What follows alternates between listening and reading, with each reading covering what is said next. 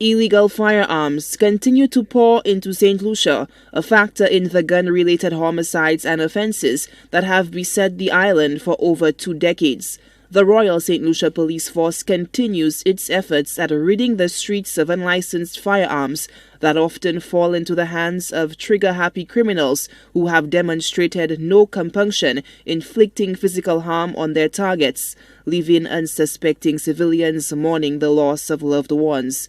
Superintendent of Police with responsibility for crime management, George Nicholas, on Monday, divulged details of an operation conducted on Thursday, October 22nd, that yielded positive results in the seizure of more illicit firearms.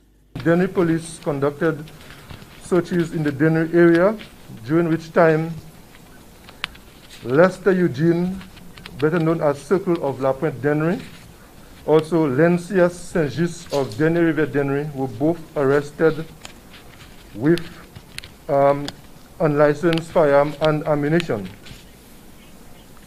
Charges were preferred against the two individuals for the possession of unlicensed firearm and ammunition.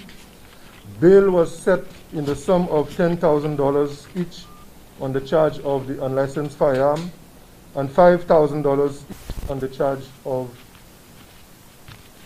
possession of unlicensed ammunition.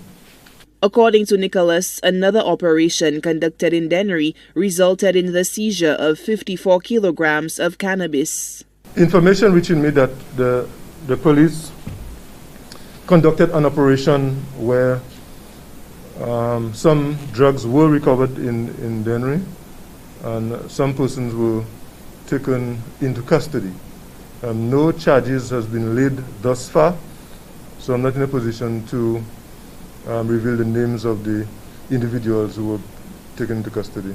Moreover, the fight against backdoor entrance has been an arduous task for law enforcement, which has expended both manpower and resources to patrol the high seas. Nicholas disclosed that 43-year-old Jamaican national Grantville Blake was arrested for coming into the island at an unauthorized point of entry.